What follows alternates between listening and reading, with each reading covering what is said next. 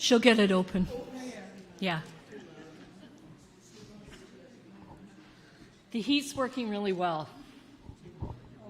Yeah, I'm standing on it.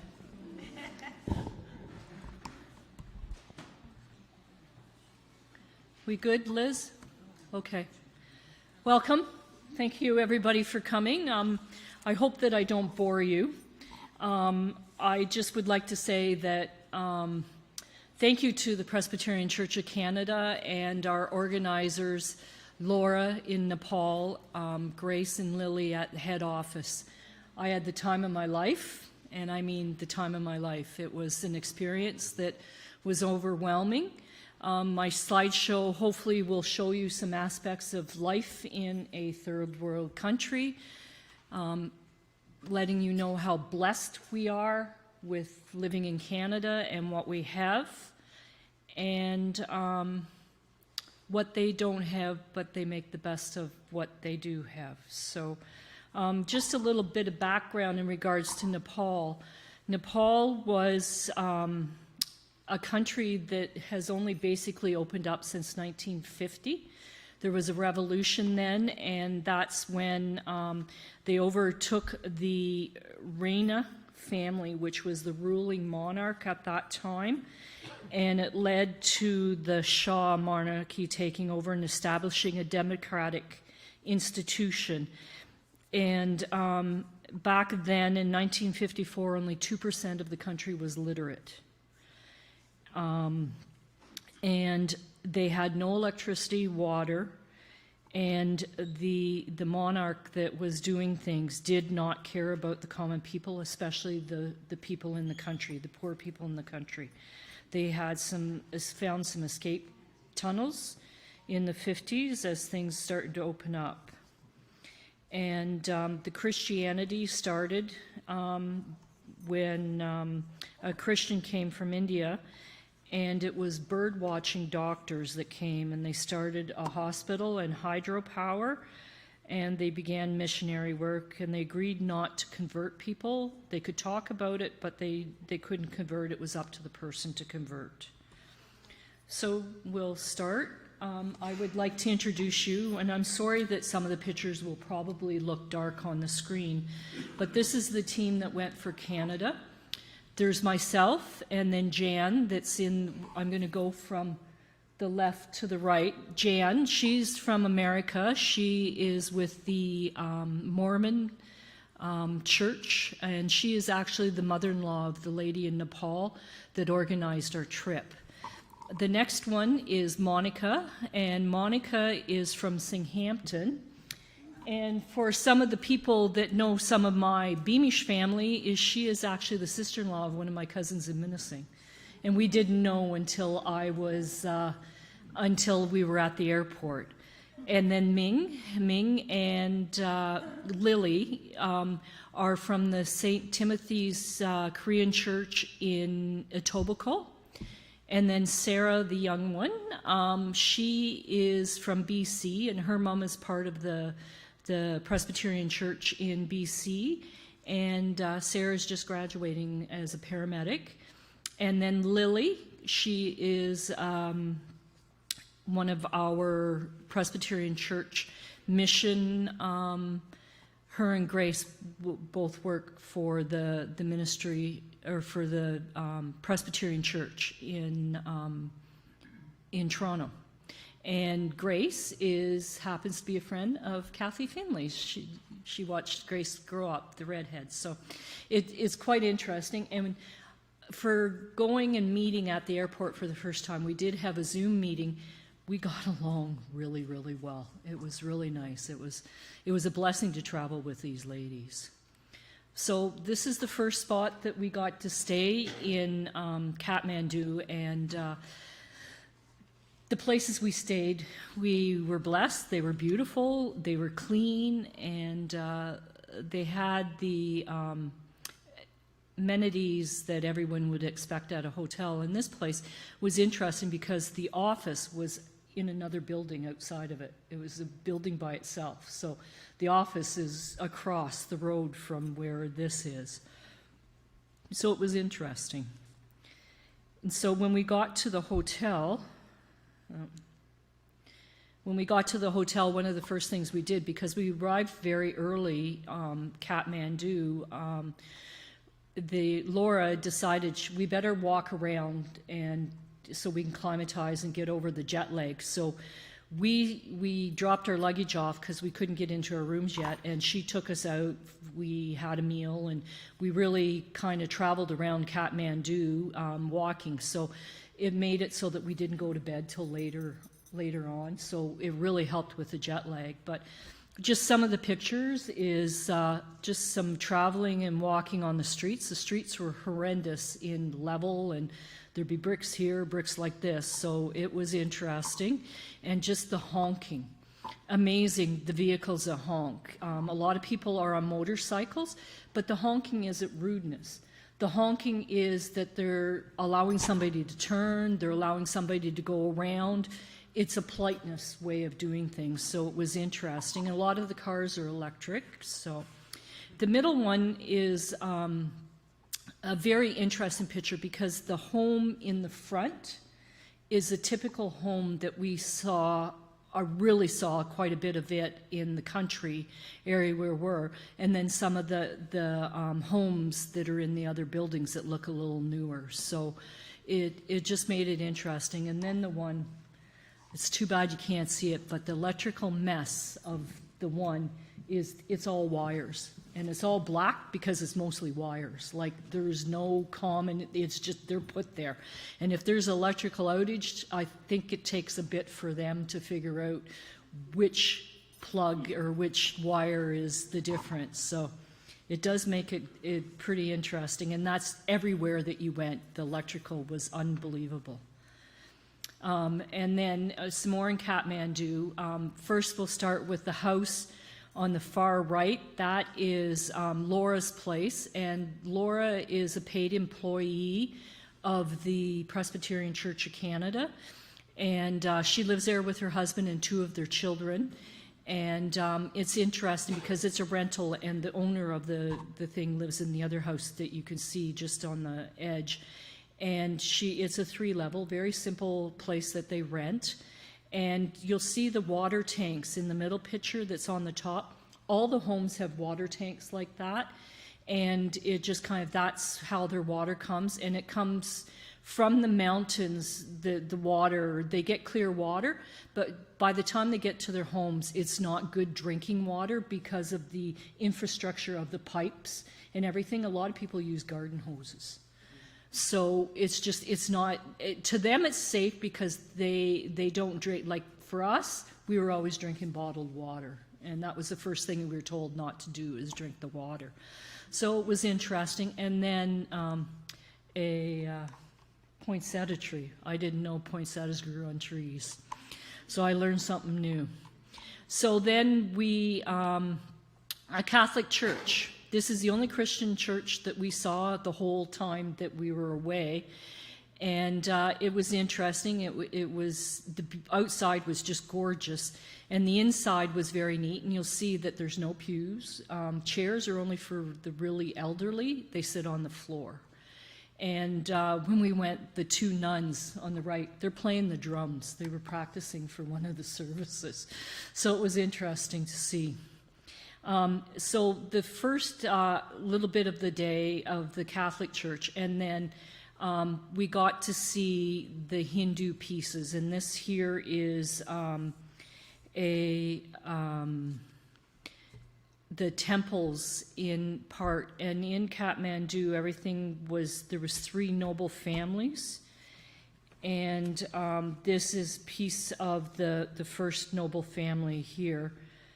And then there was the 3 kingdoms, the Patna, the Kathmandu, and the Bukhara.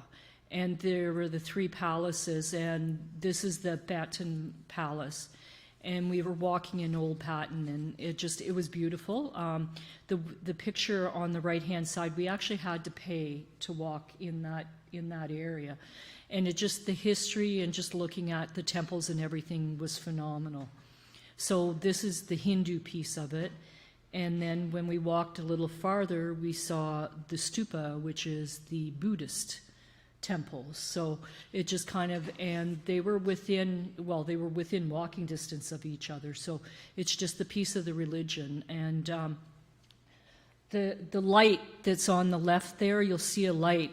It's got a piece in it, and you turn it as you go, and it's like a prayer piece that you turn. So I'll have another picture of another Buddha temple, and people would just walk by, and you walk all around the temple, and you just keep turning as you walk. So it was interesting how they did the prayers and with the monks and everything. And then driving in Nepal, like I say, interesting. They drive on the other side of the road, and it's mainly motorcycles, and the driver has to wear the helmet, but nobody else has to. So they're driving. There will be children in between the driver and whoever the back passenger is, no helmets. They will be carrying furniture. We saw a mirror being carried by one of the passengers. That's their way of transportation, and that's the way it goes. So it was interesting.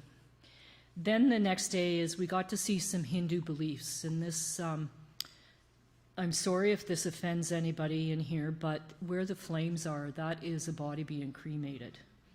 It's a big particular thing that they cremate, and it's on the side of the river, and it's a very big ceremony that they do. They wash the body there with dirty water from the river, which is phenomenal. And when everything is done, everything gets pushed into the river, and that gets taken out to sea. It's an interesting process. Our tour guide told us that the sons of the family will then go bare-chested, which I kind of didn't understand why, but anyway. And the other thing is the family of the deceased has 2-week mourning period, and they block off around the house. They are not allowed out of the house. If you want to talk to them, you stay within the blocked area of your side to talk to them. It's just the way it is. And then the other one just shows, the other picture just shows that there's a few of those little cremation areas, and we actually saw a big group coming in with a body. We watched them wash, and they were preparing the body. And it was really funny because our tour guide said that there was tons of people that were following the body. And it was interesting because he said this must be a very important person because of the amount of people that were following the body. So it was interesting. I'd never seen it. And you'll notice the garbage at the river. That's the biggest disappointment or heartbreaking thing is the garbage. They have no place to put it. They have no collection or anything like that. So it's the garbage is phenomenal. So they've been open since 1950. So they still have a process to do. And some of my next slides will tell you how they're going to be. Hopefully that'll be changing. So, and then the next one here is my monkey. I don't know if you see a monkey right in the middle of the picture. Monkeys are free to go, and we saw quite a few, and I never took any pictures farther down in a walkway. There was tons of them because it was all trees. The yellow flowers are all marigolds. I don't want to see another marigold. I don't know what I'm going to do for the fair because I don't want to see marigolds. It was marigold season, so they take the flowers and they string them, and everywhere you went in Kathmandu was marigolds, and it just happened to be the season. So, and then the building behind, you'll see some people in the doorway. That is a hospice. So they'll go from there to the cremation place. So it's a hospice, and there are people that were there. There's actually one person sitting, and that person was dying. So it was interesting. And some of the people that are under the wires there, they're part of that big crowd that was going with someone else. And then just a beautiful view of Kathmandu and some of the housing with the mountains and the hills in the background. And then the picture on the right, our tour guide was so funny. This is what you would call Vegas of Kathmandu. It is a quickie place to get married for Hindu people. It was in and out, and there was actually a wedding that was going to be taking place because you saw all the people all dressed up going in, and it was a wham bam thank you ma'am place to get married. So it was pretty cool. And he says it's not very often that he does tours that the tourists get to see it. So, and it was decorated really bright and everything. So it was interesting. And then the more interesting thing is cows. So this is part of the river, just a little farther down from where the cremation stuff was taking place. Cows, you can't milk them, you can't kill them. They roam free. So they're where they can get grass, and you'll see them in the middle of the street clucking. And it's not dog caca that you have to step around, it's the cow stuff. So, and then a vehicle, I don't know, this vehicle that's in the picture, we saw a few of them, and they were kind of along the lines of a farm vehicle bringing produce into the city. And then this here is another stupa, and it is the one that I said where you walk by. So it was a very big, it was a huge block, and we walked all around it, and everywhere was these gold things that you just turn and you do, your prayers being done. And the flags, you'll see the flags from the temple going down. Those are everywhere. Small churches, homes, everything. They're prayer flags. So they keep the prayer flags up until they disintegrate. So it was interesting. And then across from where the stupa was a missionary palace kind of thing. So we went in, and we weren't allowed because they were doing some services and stuff, but a lot of monks, a lot of monks were around, and you could see, and just by their outfits, they were different sects of monks, so it was interesting. And then that evening, we had a blessing to go for a meal, and a big meal, and it was, Laura had made arrangements with a restaurant, and the menu on the left there was a 7 course, that's the word I'm looking for, 7-course meal. And what it was is the owner sat at the head of the table, and he described everything we were eating. So they would just bring smaller dishes, so you just had to try it. And for a lot of us, it was a lot of new food for us to try. So it was really neat to be able to try different things. And then you would get your taste palette of what you would like whenever we were ordering food. And the couple that are on the right there, they just moved over for their second stint is Lorna and Jerry Kent, and they come from Cranbrook, British Columbia, and that's where I was born. So I got to hear about where I was born. And interesting, I've had some really good conversations with Jerry. Jerry is a lawyer with Canada, and he belongs to the Canadian Bar Association, and him and the Canadian Bar Association helped Nepal get a constitution 10 years ago. So Canada was very instrumental in getting them a constitution, so it was pretty cool.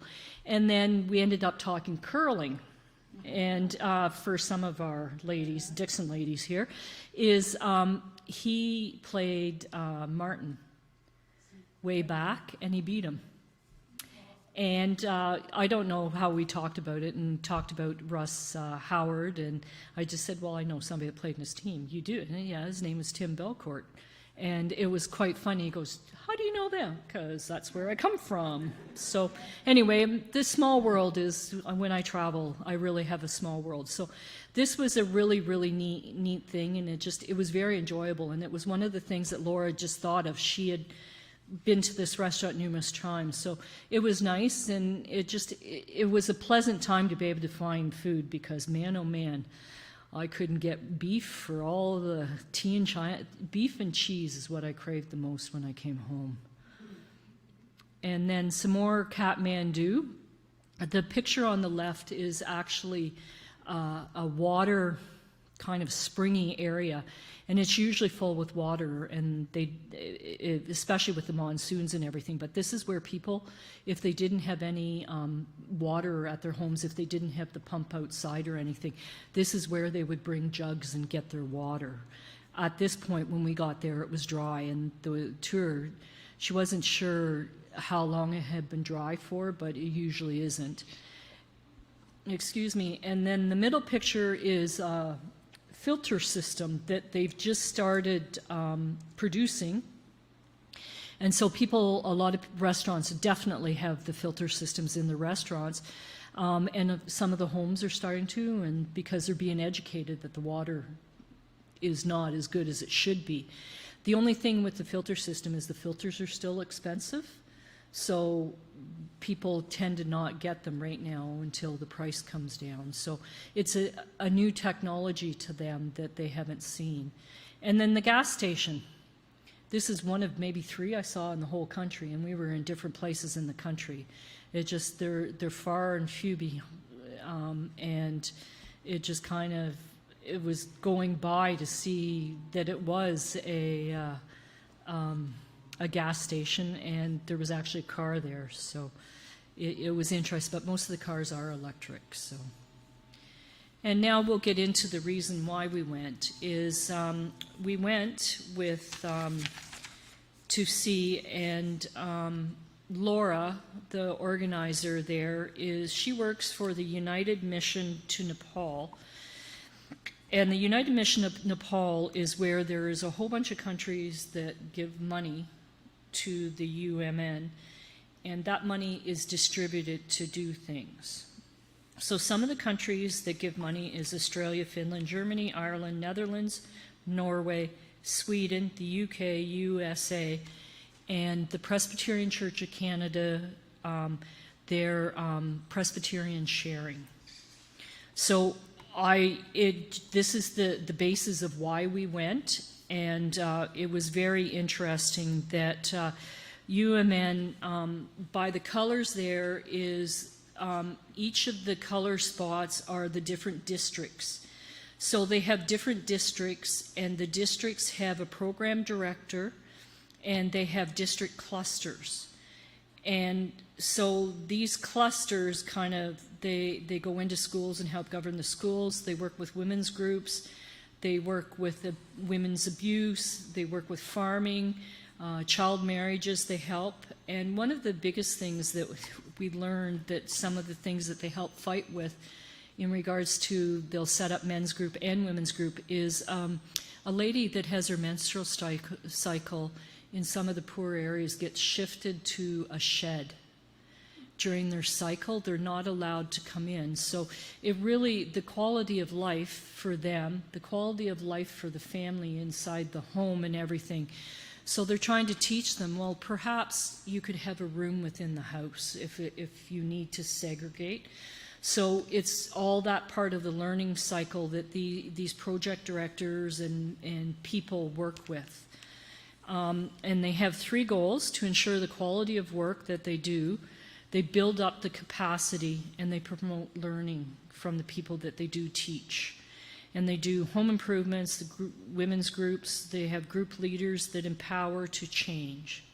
And that's the biggest thing, is the change that they're trying for. So we, the dark purple is the area that we visited in some of the later slides. So it's kind of the middle, and then Kathmandu is in the orange piece. So they started in 1954, and they work really hard. It's quite interesting to see, and who they work with. So they work with the poorest of the poor. So we're talking the people that no money whatsoever. And they analyze what the local system of poverty, what the kind of solutions they can come up with, and they bottom up the strategies and the projects. So they address the root causes of what the poverty is, and the relationships, the power structures, the beliefs, and the worldview of what what people are looking at. So that's the biggest thing, is they really do their work before a project starts, and a project could be between 3 and 5 years. So I will show you more pictures of the project, because that's what we went to do, is check out the projects to see how things were going and where our money went. And then plans determined by the local needs and priorities, and not by the technical priorities. So they really truly look for the priorities of what these people need.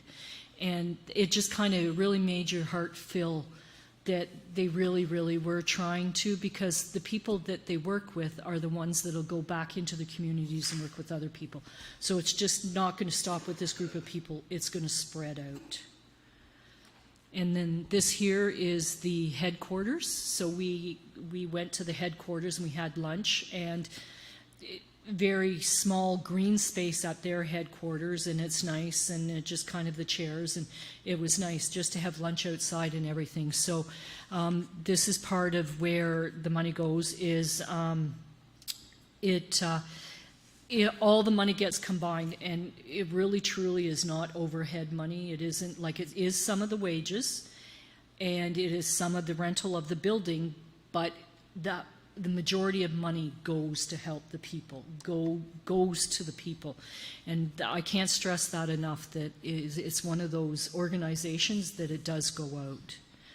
And then one of our final nights is we got to have a treat of a band at a restaurant. So the left picture is the restaurant, and we were in the top, and they had some nice gas fire kind of things going on, and the band. So the band was all Napoleon, and they played some wonderful music. It was all instrumental music, and the band, it was really neat watching, because they really truly enjoyed playing with each other, and they were fairly young, probably late 20s.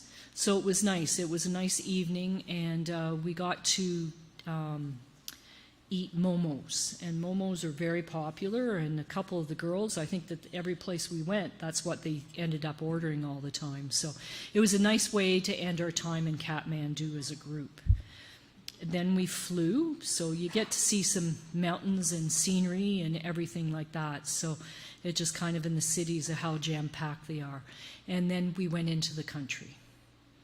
So in the country, we went to Lumbini, and it is an area, and there's some significant stuff. So this is where we started about the project. So the farming and all the projects was really funny, because they were all dear to me.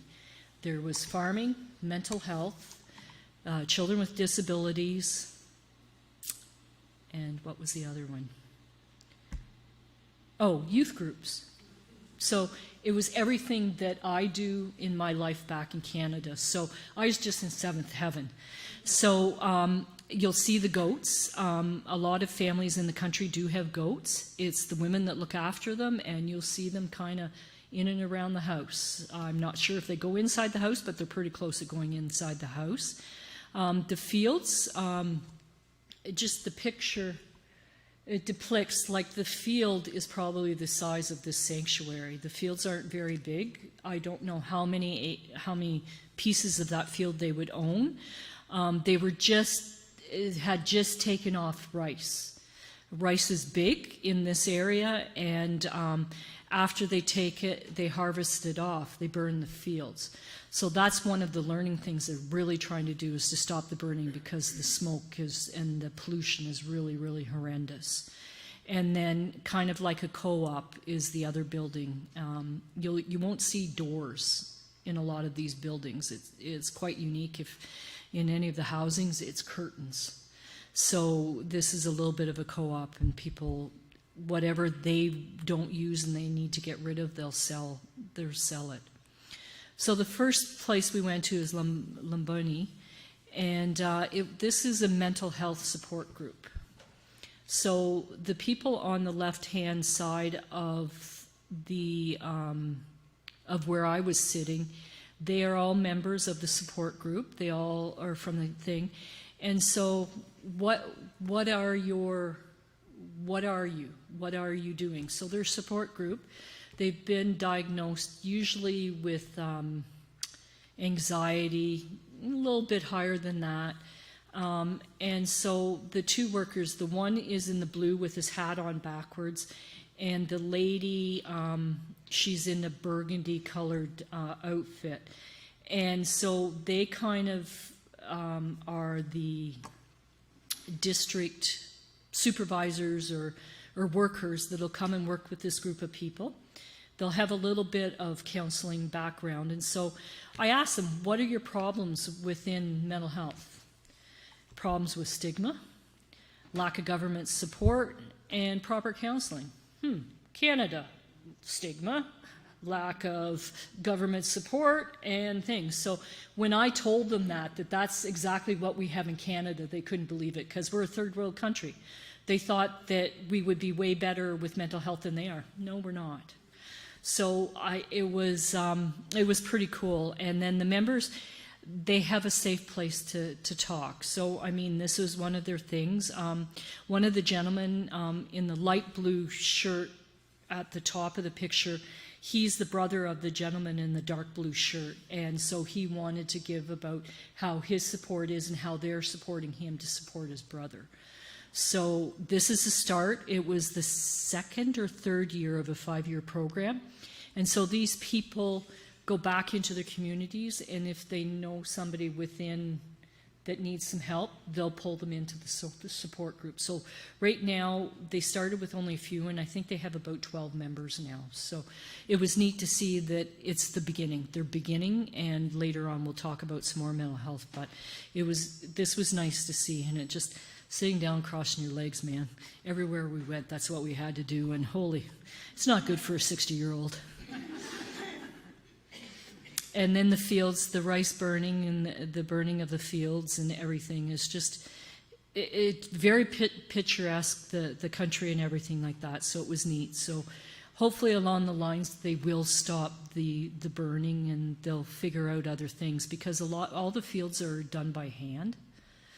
In a later picture, there's only one piece of machinery I ever saw that would have been utilized in any of the fields. Then we went to a child with disabilities, and this is Aniska, and she had a club foot, and when she took off her shoes, we didn't know which foot had been operated on. So this is a new program where they are helping with physical disabilities. They'll help arrange operations for the children, and then their follow-through will be till they're 21 if needed for physio or any kind of assistance with any of their shoes, or if they need a cane or a walker or anything like that. So this family was very open to having us visit. It was the only person that we could visit, and it was lovely. I mean, you go there and they offer you drinks. Well, you kind of pretend that you're going to drink some of the water. And the hospitality going into homes or going into any of the places, we were always offered stuff. So in this home here, the dad was actually in India working, and so the uncle was there as the patriarch of the family, and the mom and the interpreter. We asked lots of questions, and how much better her life was since she was operated on. So it just kind of, that's one of Linda's things with disability, kids with disabilities. So it was nice to see. And then we went into a farming area, and for the farmers, it was interesting. It was, I just was in awe. They're teaching, and they happen to be teaching females, the females, because a lot of the men go away to work. So they were teaching them different crops and how to get a better crop. They just everything they were teaching. So on the right-hand side, you'll notice all the plastic. And what they were teaching, they had 3 different crops of exactly the same thing. So one had composting on it, one had pesticides, and one had nothing. So they're trying to get rid of the pesticides. So they're trying to teach them the yield, which one would have the better yield. So this was a new piece of their project that they had just started, like the things were only really small. They had some potatoes. I don't remember the other crops they had. And this one here, I think, was parsnips along that line. But it just kind of, so it was nice. It just, the one lady that's standing in the middle of the field with her child, of course they would bring their kids, and some of their kids were playing off to the side. There was some men there. Some of the men that were there were the dignitaries, and a couple of them were workers that did help the ladies with the crops. But everything was done, the planting, the holes, everything was done by hand. And then it just kind of, it was really neat. You'll see the water well that in the middle picture. That was primarily funded by an Australian organization. And it's a new thing to them, is to build the well. And the pond on the right is a reservoir. And that was new to them, at building a reservoir also, and that was filled up during the monsoon season. And you'll see the barbed wire at the front of the picture. Is this pond here has barbed wire all around it, because they don't want people polluting it, because they need to use it to help with the irrigation of the fields. So they were really proud. They had irrigated one of the fields while we were there, and they were so happy to show us this system. And I mean, yeah, we know about that, but it just kind of, they were excited because this was new to them. So it just, like I say, it's one of those things to see things that we take for granted in farming that they're learning about now. And this truly is one of the poorest areas of Nepal. And then just some really good crops. You'll see the straw that comes from the haystacks and stuff outside their homes. A lot of that would be utilized for burning in the homes. And then behind that white thing is a combine. Didn't see it in the fields, but there was a combine, and it was a John Deere. So it was pretty cool. So I don't know how it will work because the fields were so small. So it just, nobody could answer my question on that. But anyway, it was a John Deere.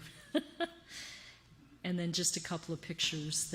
The sunset is, I truly got some really nice sunset and sunrise pictures. And then there was some different kind of farming. And this gentleman here is a composter. So he has the worms to help with composting. And this is new. And he has been able to start his own business here, and he's actually selling the compost, and he was very proud to talk about it, and it's like, yeah, okay, understand, that kind of thing. But it was really, really neat to see him doing it. But he was also biogas, so they're just starting. So the biogas is, the first picture on the left is where water buffalo dung goes. So their water buffalo are their cows. Everybody has one and they use it. So the dung goes in that, and then it's kind of filtered into the piping that's in the middle picture, and then the piping takes it into the home, and so with the gas flames and everything. So there's 14 households that have it, and with the biogas installation and everything, and it's saving them about 7,000 rupees a year, which is probably about $70. But they're really, really starting to push this because there is so much available for them to use in the biogas. And the wood pile there, they said that the wood pile has been there for a few years because they've had the gas to cook their food. So this is their little kitchen area where the flame in the pot is. So they were very proud of it. So then I got to have some fun. I was the only member that had blue eyes. A couple of them had green, and the kids kind of took to my blue eyes. So these three boys here, they were goofing around, so I turned and I just kind of waved at them, and I turned back and then I waved again, and they had huge smiles on their faces. So then they started goofing around, and they're all standing there now because I took out my camera and they're doing a peace sign and everything like that. So it was pretty comical. And then the next picture there is when we were leaving, one of the gentlemen comes over and asked me, the family wanted a picture with me and the kids. So this is me and all the kids, and it made me feel pretty good. It was pretty comical. But like I say, is A, they've never seen white people, and B, somebody with blue eyes. So it made my day. And then this is one of the resorts that we stayed at, and it was a little higher class, but it was the only area that we could stay in to get to some of the places that we were going to visit. So it was quite nice. You could tell there was a little bit of American influence on it, like the one restaurant that behind where the group of us are, there was a restaurant. We decided to eat outside because it was a beautiful night, and the offices. And the middle picture there is some cabin things on stilts in the water, and they kind of call it the honeymoon cottages kind of thing. And then our residence that we stayed in was really behind it, so they had different places that you could stay in the resort. So it was nice, and it was funny because they were building something just as you were coming in through the gates, and not a lot of machinery. It was all shovels. The workers all had flip-flops on, but they had one of the cement mixers, the hand cement mixers that are small projects. Well, they use them for the big projects. So it was pretty cool. And then the next thing, this really started, and for some of you that know what I do with youth here in Elmvale, is this totally was right up my alley. So this is a youth club, 18 to 24. And they get together one Friday a month, and they learn about governance situations. They learn about leadership, goal setting, advocating, abuse, drugs, child marriages, and they all set goals for things. So it was really an eye-opener that these are young people that are taking the initiative to improve their villages. They are trying to improve the way of life. They're learning about pollution and talking with people, what they should and shouldn't do. And one of the stories that the interpreter was telling us, and the one girl was not afraid to talk about it, is she had a friend that came up to her and said that her parents were marrying her off. She was 16, and you're not allowed to do it till you're 20. So they, this whole group advocated with the government and with the police and stopped the marriage. And so it was interesting. And this place here was only 300 yards from the Indian border, so a lot of drugs. So they really had to fight the drugs. They had to fight the abuse that went with drugs, the trafficking of young people, and stuff like that. So all that crime stuff, they were trying to teach people how to protect themselves and how to look after each other. So on the other couple of pictures is just all their goals written down and everything that they liked, what they wanted to do and what they wanted to see. And then the pictures on the right-hand side are all the activities that they ran.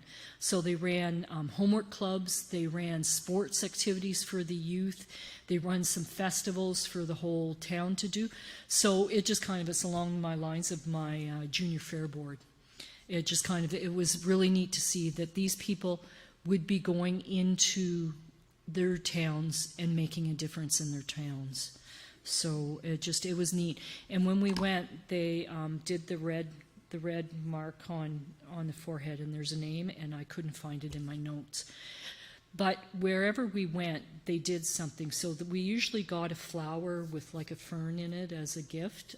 They give us, some places we went, they give us the shawls and things, but we were always given something wherever we went. And they were very happy to talk to us about it, because they knew that we were there because we were trying to get funding to make these projects go along. So, and then we went to a school, which was fascinating. This is a school that they get money from the UMN, the principal. So he kind of told us a little bit of the history of the school and what differences it made. So you'll see the library in the top picture is books. A lot of them were English books, actually, that they had in the library, but they utilized a lot of books for the students. And then the students underneath, just some of the backpacks, and they were just standing there because they were welcoming us. They were polite. They stood when we entered a room. They bowed and welcomed us and greeted us. And then the computers, a computer lab. It was the only time I saw computers other than in like stores. And they had a computer lab at this school, and they were very happy with what was going on here. And then the students, as you'll see, the load tables, there was flooring, like carpet flooring on the floor, and the shoes were outside, and they were neat and tidy. Like for anyone in the school system, the coat and boot areas, things are just flung. Well, they were neat and tidy, the shoes, and the kids all sat, and even the older grades, they all sit on the floor at the desks. There were some posters around the room, and a lot of them were English posters with the children. And the kids, they all stood when we went in the room, whatever age they were, the classrooms, and they were just, over there, they're really pushing that all children go to school. This one here happens to be in a poor area, but a lot of the kids are actually in uniforms, and for as much as they use a water pump and cold water to hand wash their clothes, those uniforms are immaculate. The kids are immaculate. So it goes to show that they care about their children. All generations live in a house, and the bride goes to the groom's home to look after his parents. And then they're teaching the children more farming skills and everything. They have a water hose that's hooked up to the river that's beside the school, and the irrigation, so they're teaching them about irrigation. And a lot of these kids now go home, and they have a patch that they farm at the home. So it's continuation of the younger kids are being taught to teach the older folks. And then just some of the school things, swings, the swings there, it was the only piece of equipment in the schoolyard, and they were purchased by UMN for the kids to play with. And then the other picture is just phenomenal. So piece of the school, like they'll have a building here, and a building here. And each of them, maybe a couple grades here, a couple grades here, and a couple of grades there. They're all not attached because as they got money, they built on part of the school. The building on the left are the homes. And very typical, you'll see the red curtain, you'll see the goats, you'll see laundry. Everywhere you went, there was always laundry.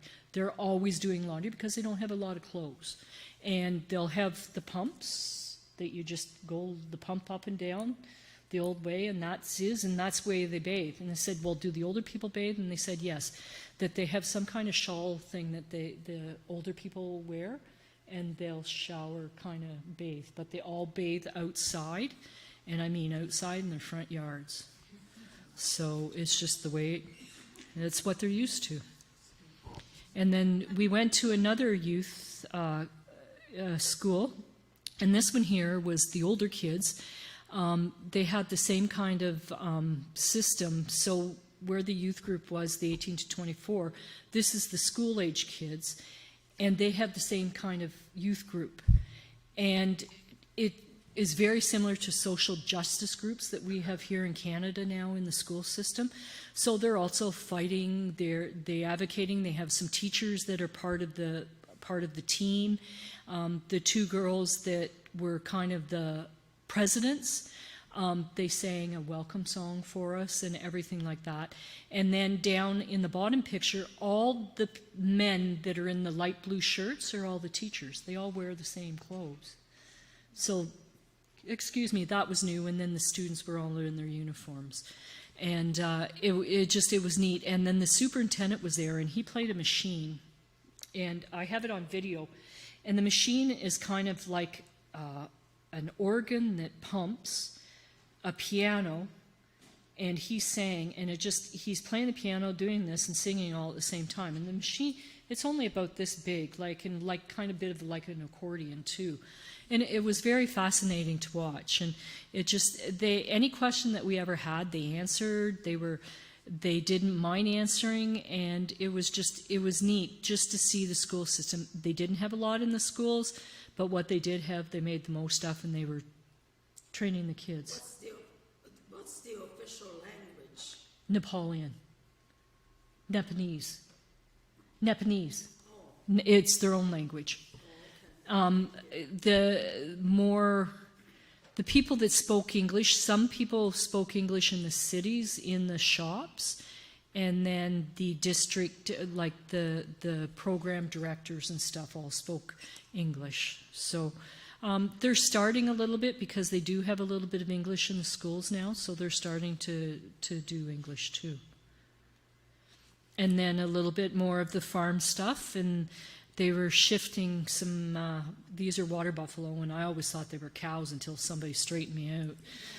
It just kind of, they look like cows. And then, so they were shifting them from one area to another and just down the road. And it just, so each place would have a couple of cows, and so, or a couple of water buffalo, buff they call them. And the buff are the ones that they'll get their meat and their milk and everything like that. So they're between their crops and everything, they are fed. We never heard of anyone going hungry or any food banks or anything like that. They do with what they have. They have tons of rice. And then it just, once again, is another, the hill with the straw stuff that they would use for their fires. Then we went into Lumbini itself, and here is the birthplace of Buddha. And it just kind of, it was an amazing compound that was there, and where you got to see where Buddha was born. And literally, Buddha was born. So the white building is the temple, and there's a better picture. And then just the middle picture has a monkey. Once again, there was monkeys everywhere. And then the piece where the foundation of some of the old buildings is, the sign said it was a meeting hall from the 2nd century BC. So it's very old. And in the white temple building is, you go in one door and you kind of walk around a maze, and what you're walking to is a piece of glass flooring. You're not allowed to take pictures. There was a nun that was taking a picture. They went over, took her cell phone, and they got rid of the pictures she had taken. So in the floor is actually a piece of wood from the original building. So it's like centuries and centuries old. So they keep the glass and they keep it, the air temperature and everything, so that they can keep that piece of glass. And that's what you're there to look at inside the building. So they have a lot of remnants around. And it kind of reminded me of St. Maria among the Hurons, where they found the old pieces, and so they've built it up again. So that's what this reminds me of. And monks. You saw monks everywhere. So in the picture on the left is, there's Australian monks, and they're singing. It was kind of, they were doing their choir and they're praying and everything. So it was pretty cool. And then this is at the one part. So at the back is every country's monastery. And so when we went we got on these, because huge acres of going around. So we got in these little 3-wheel things, and we toured around and stopped at different places. So the one in the middle picture is the Japanese, and the inside picture, what it looks like. And then the bottom picture with the white is Canadian, the Canadian one. And they were just building an American one, and it was just like, man, Americans, money, they think they have the bigger and the better of everything. That's what they were trying to build. So, but they were beautiful. And like countries we went by, Chinese, Japanese, German, Canadian. And there was one other one that we drove by, but we could have been there for hours. It was a short trip because we wanted to do something else. So it was pretty neat to see. And then we went in a vehicle, and we drove, and we went to a place called Tansen.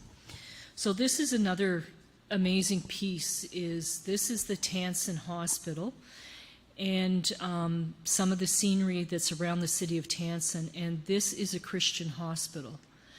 And this Christian hospital is, it's phenomenal. It just it looks like, kind of remind me a little bit of the old Penetang Hospital with the old walls and everything in it.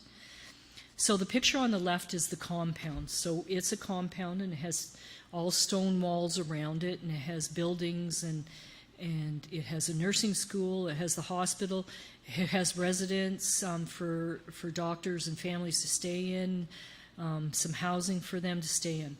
So when we got there, it was American Thanksgiving. So a lot of the expats, the people that work at the hospital, are English-speaking Christians. And so we had a Christian service, and then we had dinner. And we got to have a Thanksgiving dinner, which included, it was chicken and not turkey, but we had the mashed potatoes, the gravy, the vegetables, the chicken, and we were so thankful, man. We got something that we all knew that we liked. And one of the expats actually made a pumpkin pie. I'm not sure where the pumpkin come from, but I think some of the pumpkins. Watermelon was really big over there. Watermelon juice. Wherever we went, that's what we had, was watermelon juice instead of orange juice, but which was really funny because there was oranges growing everywhere. But we never found orange juice. We found watermelon juice. So it was neat. So the expats, there was a Canadian. He knew about Elmvale, Aurelia, Collingwood. There was another lady from Lethbridge. She was married to an American doctor. So they were from all different countries, and it was really, really cool that we all got together, which was really neat because I get to deal with them later in my vacation. So they were very welcoming to us and asked us tons of questions because we were Canadian, right?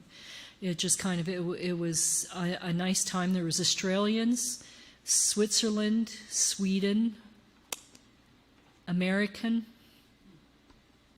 and there was 2 Aussies there too. So, and then we toured the hospital, and we were blessed. This is Mary Ann that's on the left, and Mary Ann started the nurses' school at this hospital, and you'll see some of the buildings of the school and everything like that.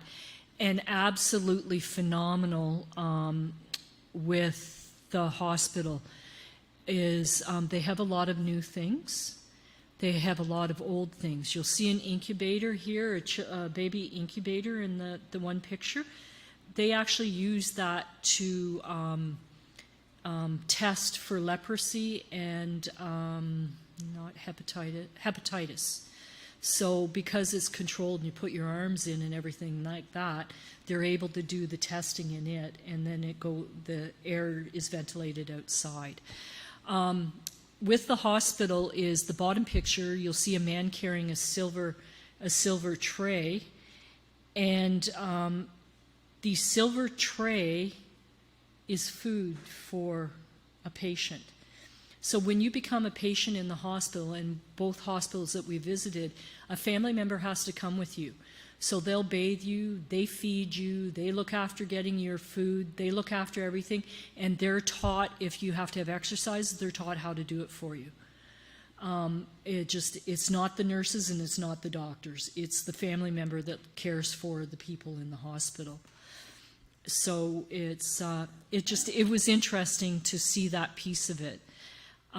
So a couple of the rooms, the one on the left was had some slides and different supplies and things like that. And it was one of the nice things. We were supposed to take some monitors. I think it was monitors we were supposed to take with them. A hospital in Winnipeg had donated them. They had them all on a skid and ready to go. We couldn't take them. They had a plane that could take them and everything, but they didn't have the infrastructure to get it off the plane. They didn't have a forklift, so they couldn't take them. So it just kind of, that was a sad piece, is they had 14 apparatuses for a hospital and they couldn't take it. So the one gentleman that knew the area and stuff like that, he's still trying to work out the logistics of getting them there. And I said that if he needs any funding is to let me know, and we'll do a fundraiser of some kind so they can get it. It just kind of, so they have equipment. The middle room was a physiotherapy room, and they had whatever you could see at Bounce Back, they had at this place here, and they had some physiotherapists that were expats. So it just kind of, and what they do is they are training. So the people that are being educated over there are working with the expats to learn better techniques and things like that. And then the third room, that is an EKGG room where they hook up all your heart monitor stuff. And it just kind of looked pretty scary, but man, they use it. So it's just the way it goes, right? It just they've got the equipment and they're doing the best that they can with the equipment. And this is the laundry room. This fascinated me. So there's big bins of the laundry, and they do the laundry from the patients. So the two gentlemen there, they're scrubbing the blood out of the sheets. And then they do have a wash machine at the hospital. But to dry it, it goes in the middle picture in that tube thing, and it gets yanked to the roof, and that's where everything gets hung to dry. And then it gets put back into it, and it's hoisted back down, and it gets distributed to the beds and stuff. So, yep, let me tell you, it was an eye-opener. And then the next picture is actually the dentist that's in the hospital. And it was a dentist and a hygienist, and the man let us take his picture and be part of the pictures and everything like that. So it just kind of, and they seem to have some modern equipment and everything like that. So it was just nice to see. And this is, like I say, this is where UMN, this is where money goes. This is all the people, their wages, their help with everything. And so it just kind of, there's a pastor there, and the pastor will go from room to room, and he will talk to people. He isn't trying to convert, because you're not allowed to, but he'll talk. And because he can talk that, you know, Jesus is looking after you, Jesus is looking after the patient, everything, that's when you'll see the conversion happening, is a lot of time through the hospital. So this here is the nursing school got closed because they had enough students. So this piece right here is school finishes at grade 12. So these are students of grade 11 and 12, and they're pretty close to taking nursing courses. They are being educated in biochemistry, chemistry, math, sciences, everything like that, but they're also learning hands-on. In the rooms that they were educating these, because of the nursing school, they had microscopes, they had slides, they had how to give needles. This was the operating area where the utensils and stuff like this. So these youth here would be trained to go back into their villages and basically kind of a higher up paramedic within the town, because there isn't doctors in all the towns. So they would do the best that they could to help somebody that needed help before they could get to a hospital. And the hospitals, being the two that we saw, were within the same area, but there isn't a lot of hospitals, so they need to best. And they, these children or youth were all handpicked to being able to take the training, and a few of them spoke English, and they were very happy, and they all wore uniforms. CT scan, they were proud of it. We didn't actually get to see the CT scan. It is online, but they just got it within the last year or so. So they were really proud, and it was in a new piece that they had, renovated a building. And at this hospital, they build everything. So you'll see the IV stands are built. You'll see oxygen tanks, those things that look really dirty on the right-hand side, are oxygen tanks. And they filled their oxygen tanks there. So it just, like everything, like the hospital beds are built there. It just, the stools that somebody would sit on, like everything is built in Nepal. It was amazing. You go by a little storefront and they're building furniture that would be in your house, and beautiful furniture that we would pay an arm and a leg for. So when this is just the outskirts, the top one is some residence area, and it's where we stayed. We stayed in what was called the guest house, and some students stay in there sometimes, and we were able to stay there. And it has bathrooms, shared accommodation, and then it's shared bathrooms, beautiful kitchen thing, and they have doulos that come in and they do the cooking and everything, and that's kind of like a nanny kind of thing. And then an apartment complex stuff where some families will stay, or doctors, nurses, physiotherapists, anything. And then just the other picture is chemistry lab. So it's got the Bunsen burners and everything like that. And then this is the next piece that was really cool. We went to a psychiatric rehab center, and it was a farm. And the top picture it's kind of like in a U, and then it's got a barn over here.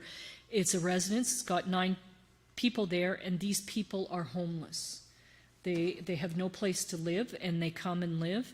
But it's a self-sufficient farm, so they're learning all farming things. So they have crops. They just got 100 chicks in the day before we got there, and they have buff. And so it was really, really cool to see. And the produce, and anything that they get from the farm also feeds an orphanage that's close by that UMN runs. That is, there's 20 kids in the orphanage.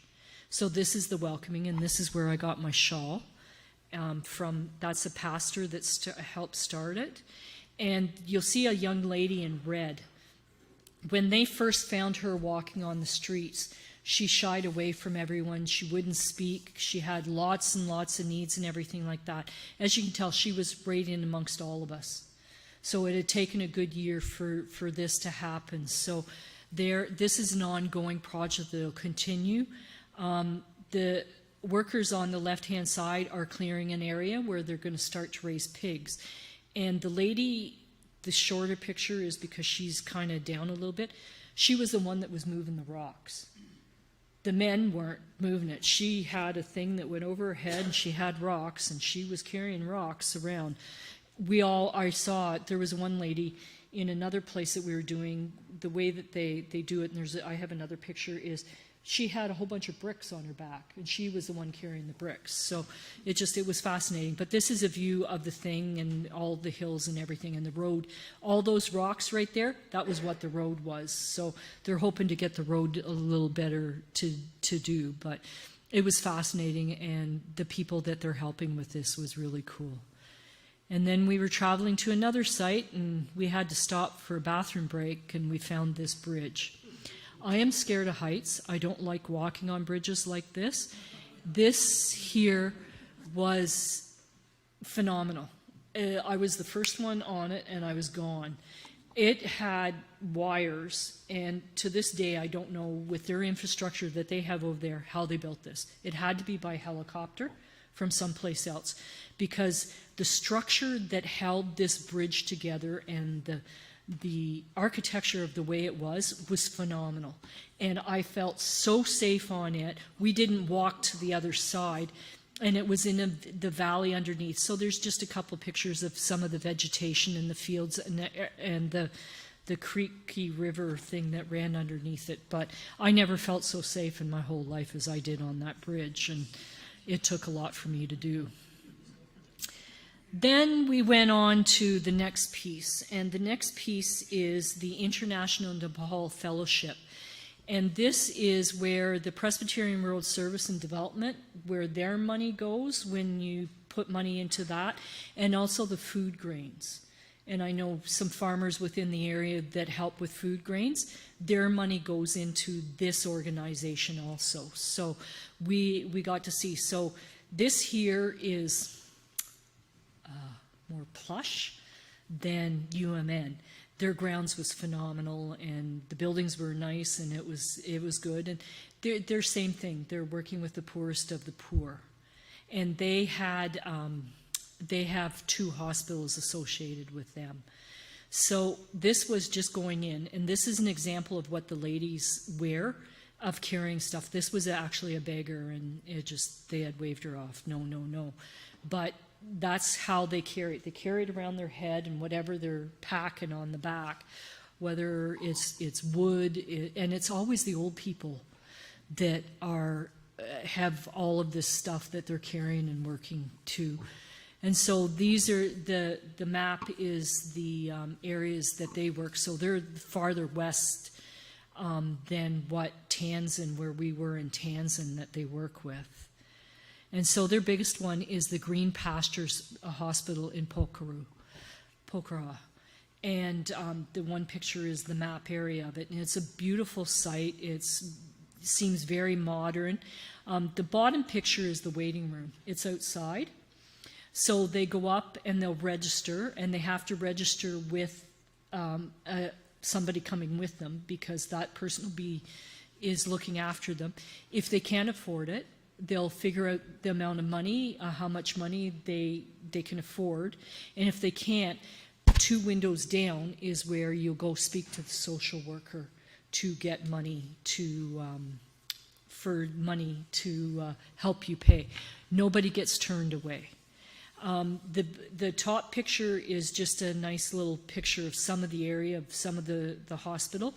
And then the beds, the much open, more open, better bedding, better, everything is better there. You can tell the difference. And this gentleman here on the left, the one in the red, he had been working there, I think it was between 30 and 32 years. He makes prosthetics. And they make them right there at the hospital. So I didn't include the picture in this one. There is a cabinet that shows all the old prosthetics and how things have changed and everything. And then the last picture on the right-hand side, like the middle picture is a mold of a prosthetic that's being made. And then the picture on the right-hand side is the wheelchair, where they fix wheelchairs. So they get pieces here and there and everywhere to do wheelchairs, and they'll look after the wheelchairs. So this hospital was started by 2 nurses for leprosy patients. So they continue to draw a lot of leprosy patients, where that has come down because of the medical things that have helped. But this is a farm area for leprosy.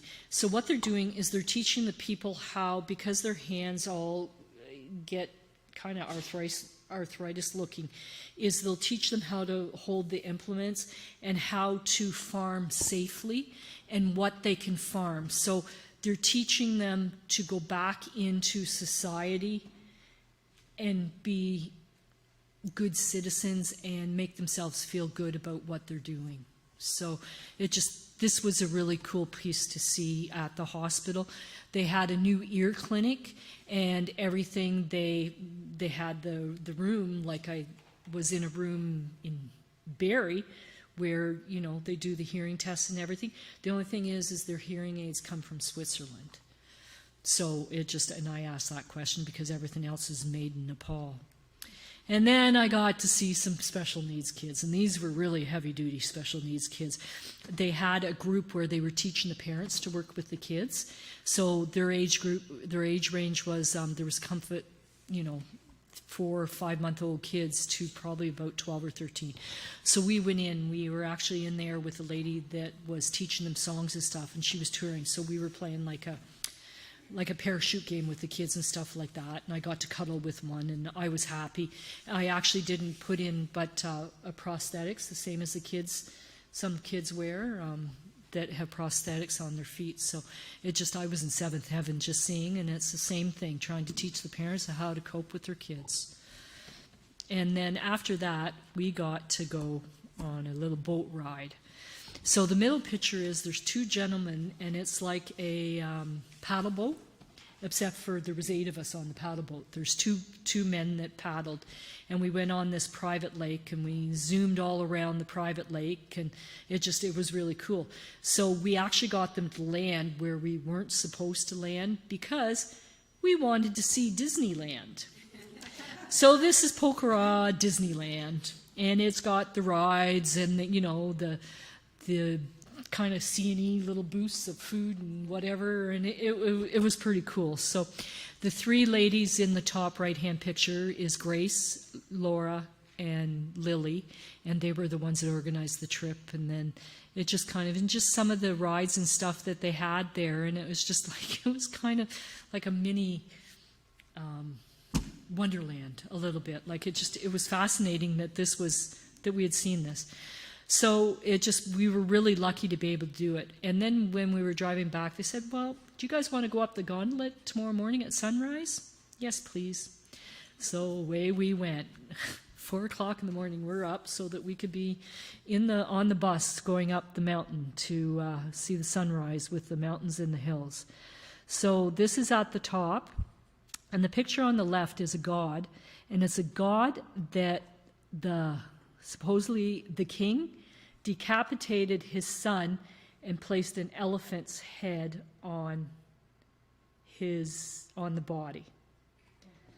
And there's a stupa up on the mountain and everything like that. How they got this stuff up there, well, it's the same way as they got the equipment for the gondola. And the gondola, it reminded me of, where you go around and you go up a mountain for skiing, except for it was a closed-in thing. So it was pretty cool. And I mean, the sunsets, and so this is Laura and her mother-in-law and the sunset, and just with the mountains in the background, like you couldn't ask for anything better. So this was our last day, and from here, I was flying. This was our last day together as a group. Then 3 went hiking. Jan went to Laura's house, and myself and 2 other girls went to the elephants. So now it's the elephants. So this is where we stayed. So this is Chilwatan National Park. And the national park is a huge area, and we stayed at a resort in a town in the national park. So when I first got there, we put our luggage down because the room wasn't ready, and they said, go over there and watch, you're going to see some elephants go grazing. So we chuck over, and this is my first time seeing the elephants. So this particular resort has 5 rescue elephants, and every day a trainer walks them across the river. They sit bareback on the elephant and take them into a grazing area. And they're females, and they're the ones that you get to see really up close. And it was phenomenal.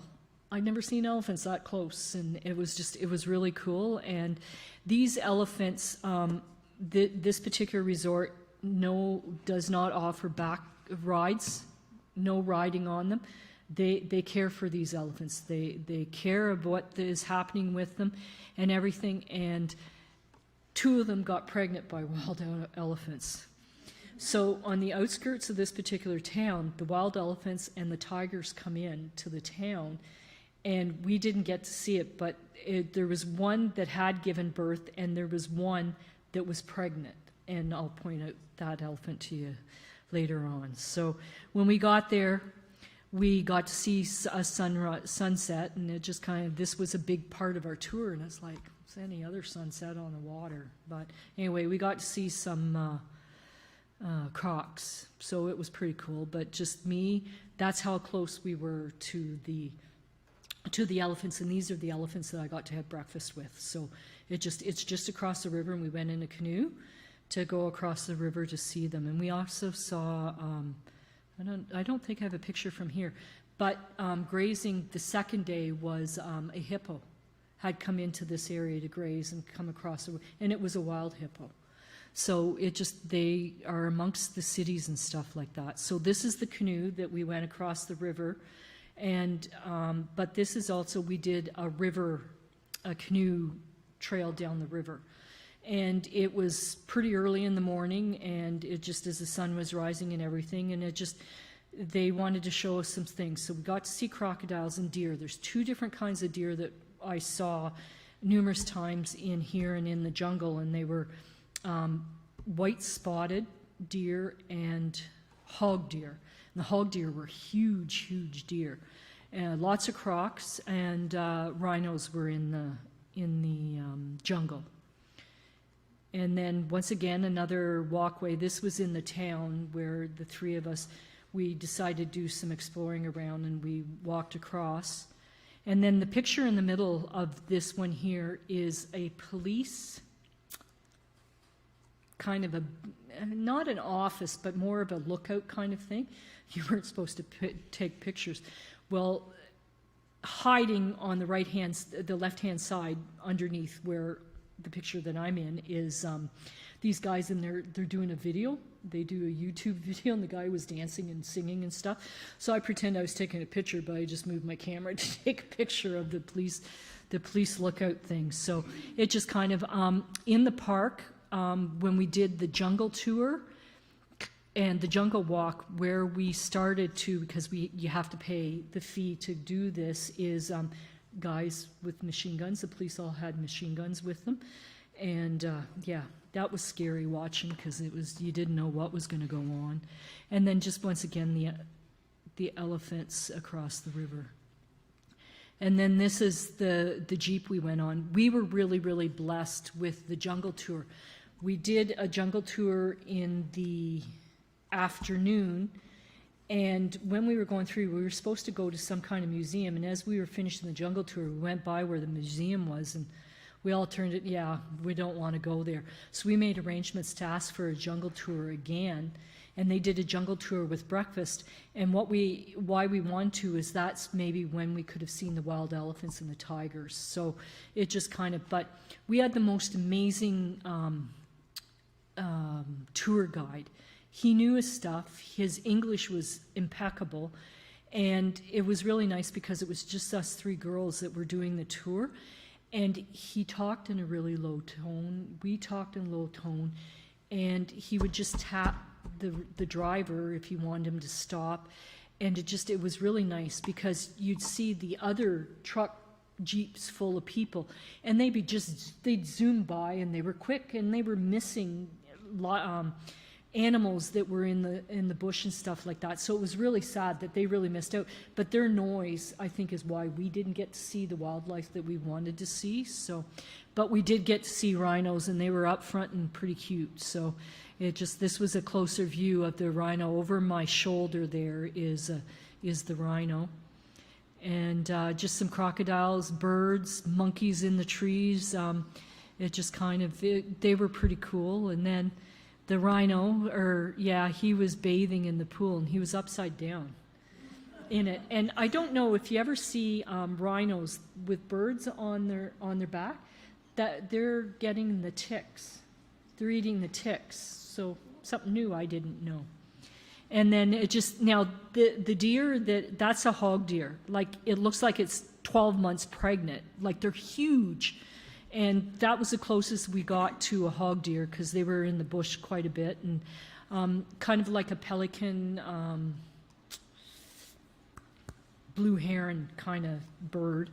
There was a beautiful orange one. I never ever get one, because they always seem to be flying away when I got my camera out. And then the sun rises and sunsets, and beautiful, beautiful area. I can't ever say it. And our tour guide, he's pointing at the rhinos. So this is a rhino and the baby looks as big as anything that you ever saw. So we were able to see quite a bit of stuff, and it was really a pleasure to be able to see that. And the pink grass in the middle of the picture with the deer, it's called elephant grass, and it's got a sweetness that the elephants really like. So it's all through the park, and that's why there's 192 elephants in Nepal, and this is where they are. So, but we just didn't get to see wild one in there. Another picture of the hippo. Then we got to do the sunrise tour of feeding the elephants for breakfast. So you can tell that the sun's coming up. The elephants are being walked across to where they're going to graze. So we're up close. And I mean up close with the elephants. You got to pet them, and I petted them. And then they had a bucket of food. And they asked us, there was another group of about 6 or 7, and they asked us to spread out amongst the 5 elephants that were there so that they all equally got it. So they got potatoes, cabbage, carrots, watermelon. There was something else, and I don't remember. But we got to feed it. So they would put their trunk like this, and then you would put the food here, and then they would lift it up to their mouth. So it was such a precious thing. It was just so precious. This elephant here was 52 years old that I was with. That is the pregnant elephant that is 24 months. their gestation period is 24 months. So it just kind of, and that one there was 56. So it just kind of, it would, but it just, they were such gentle souls. And I do have one picture of them flipping their ears, and they're flipping their ears because they were talking to each other, right? So when they talk, they flip their ears. So it just, like I say, it was a pretty cool experience. But it just, the elephants, so we fed them, and then they had a special thing that is straw and some sweet stuff that they gave each of the elephants, and you could tell that they look forward to it because they do this. There was another group after us, so these elephants would be getting food quite a bit. And then it just kind of, so then we got to eat breakfast with the elephants. So this is the elephants, after we fed them, they fed us, and it was a hot breakfast, and they grazed. And you weren't scared of them or anything. Like, we were within distance of this space where people are sitting right now, away from them, and it wasn't spooky, and it was so cool. It was neat. So when we were done this was the end of our tour. We were flying out that day. So myself and Sarah from BC that was on the trekking tour, we were asked to stay an extra 2 days to do, there was a retreat with all the people that worked at the hospital. So we were asked to come along and entertain the kids. Well, yeah, of course I can do that. So that's where I took the suitcase, and a lot of you know that I took hockey sticks, mini hockey sticks with me, coloring books, chalk, some food. Laura's mom actually lives in Collingwood, so I took a care package over for the family with it. So I had one suitcase. I actually left the suitcase over there, but I took tons of stuff and got to work with the kids. Well, this is where I got to work with the kids at the retreat. It was on a private lake, and they had resorts around it, and this was the resort I got to stay at. Man, was it nice. For 2 days, well, 2 nights, and then we flew out. But it was phenomenal. It was all stone, and it overlooking, and you could see the mountains, and I wanted to go swimming in the lake, and it was like, there's no hope in hell I was doing that because it was dirty. But it was neat. And then the kids, I got to have some fun. So these children some were Canadian, some were American, and Swedish? Yes, Sweden. So this is them playing with the sidewalk chalk, and we got an area that they kind of set aside for us, so it was really cool. So the kids could actually draw with the chalk, and then each family, there was enough chalk to give each family a package to take home with them. So it just kind of, and then we played like Duck, Duck, Goose and played some games and stuff. And they had some activities. They were making an advent calendar with that, and then hockey. And when I pulled those hockey sticks out, I had a good time watching the kids because they just, and I mean, most of them knew what hockey was, right? But they didn't have the materials to be able to do it. So it just kind of, we had a ball and it would go over the edge, and the one edge was where the sewage would go. And the ball landed in the sewage, so one of the dads hiked down the hill, and it was brutal. But anyway, they washed it off, and we went back playing again. But it just kind of, it was really cool. And the nice thing is the area that we stayed at in Tanzania at the hospital, the hockey sticks were going back to there because these kids go there quite a bit. So there is a tennis court there, so they'll be able to play hockey within the tennis court. But they were pretty excited, and it was really nice because those hockey sticks, they were brand new. I put out an ad on Facebook and said, okay, we need hockey sticks, and a cousin of mine in Barrie, they're brand new from Ontario Hydro. So it was like that. So it was a blessing, and they were so happy.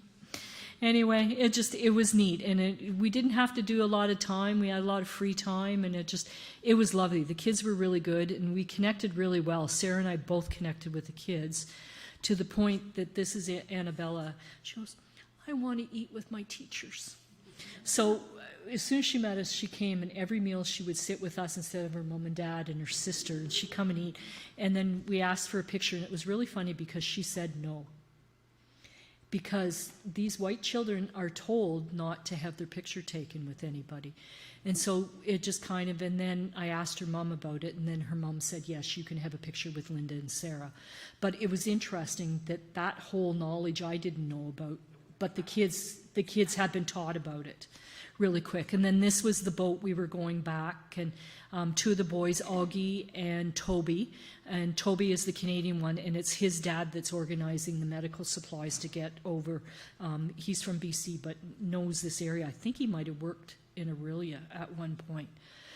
And so, like I say, it was phenomenal being able to, this was the last part of our trip, so it was nice and relaxing, and I got to work with kids. And then here, this is the last place that we stayed at, and it was a nice place in Kathmandu. And Laura had recommended a place for us to go for our last dinner before we flew out at night.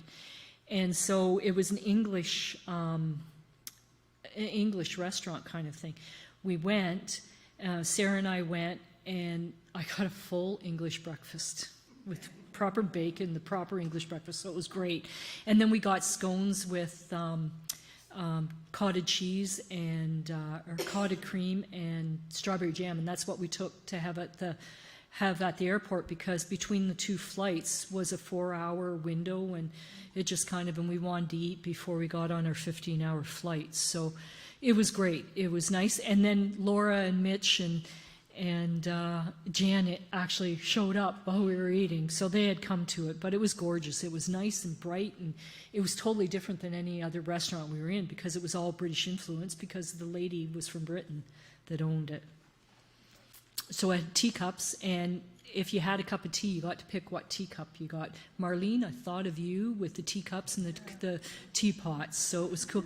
And then outside, they had the phone booth, and so of course you have to have your picture with the phone booth. So I would just like to say thank you to everyone that helped to contribute to my trip to Nepal, to the Presbyterian Church and the members of this church, and to the support of the community of Elmvale. I had the most, as you can tell, the most phenomenal time, and it was an amazing trip, and I just really loved it. It was so cool. So, is there any questions? Kathy? You mentioned that one of the favorite foods was momo. What is momo? Momo is like a dumpling. It's got a meat thing, and I think you can get it at the Indian restaurant down here. It just kind of, it's a round thing, and it's like there's a vegetarian or meat one, and it's like a dumpling, like kind of a cross between a dumpling and a pierogi is what, yeah. Yeah. Any other questions? Kath? Okay, yeah. I had a muff, burger, and fries. I ate most of it. It did, but to a person that really, really likes beef and hamburgers, there was a bit of a difference, but it's not that much of a difference. So it just, I mean, I could survive until I got back to Canada. Greg? Yeah, and so in Canada, we've had a real decline in fertility rates, and I've done like women's fertility and the number of kids women are having. Thank you. I did a little check during your presentation, and I wasn't surprised to learn that the fertility rate in Nepal is also very low. It's we've learned recently that it's a misnomer that in poor countries fertility rates are high. So, like they're below replacement actually. Like women are having less than 2 children now. Yep. What did you notice about that? Or did something come up about that in some of your conversations? Actually, it wasn't any part of our conversation. The biggest part of anything within the children and anything was how much of a family unit it was in Nepal, where it was everybody lived in the same house. You could see the younger kids, like when they're walking to school, I never felt scared in that country. I feel more scared at Jane and Finch in Toronto than I did in Nepal. But watching young kids walk down the thing, like 4 years old, walking down the road and everything like that. And it was watching the older ones with the younger ones, and the families didn't look like if we went to a house or something, there might be an older child and a younger one, and that was it. Like it wasn't tons and tons of kids. They were all in the neighborhood together, but they weren't all related, like within the same household. So So it wasn't not tons of kids. no. There was kids because we were in school areas, right, and stuff like that in the country, but it wasn't any more. There was more kids that I noticed in the country than there was in the city. Thank you for answering. Yeah. So how are they defending against the trafficking, the kids trafficking there? You know, It just there are a lot of advocating with the police, and just kind of snitching of where these things are happening, and stuff like that. part of that family unit. Yeah. Keep an eye on each Yep, and they do. And that's the thing, is these villages, they're tight. It kind of reminded me of Elmvale, where if there's a problem in Elmvale, everybody looks after each other. That's what it was, what happened there. It just kind of, you could tell that they were, the one girl that had the problem where her friend was getting trafficked or being married off, it was very evident that everybody was rallying around her, like the older people too. And we asked, like, what's the relationship with the parents? They were fine because they were being taught that it was wrong. So it's the little things like that. It's the family dynamics that just watching everybody together. The respect for the old, and how much old people were doing and what they were doing compared to the young people. I saw men in their middle age, they'd be sitting around the chair and it'd be all the women working. So they still have a lot to go. One of the other things I know is birdside eggs. Many of you know birdside. They're part of the Nepal, or one of the Nepal organizations to teach raising chickens for eggs and families down Yep. there. So it's a big Canadian component. It is, because there is a girl that her mom is the secretary of our fair. She works for Eggs Canada, and she's been over twice with some program stuff over there. So, yeah, it just kind of so. And everyone has chickens. You saw chickens. The other thing I'd never mentioned, I never got any pictures, which is really funny, was dogs. There was loose dogs everywhere, wild dogs. They were not. I was never afraid of getting bit. And they were well taken care of, because they would come to your house and you'd feed them a little bit and they'd walk down the road and they'd be fed again. They were all wild dogs everywhere, and they were very healthy looking dogs. I wanted to take them all home. It was like me with being around cats. So anyway, any other questions? Well, thank you very much for coming, and I hope you learned a little bit about Nepal.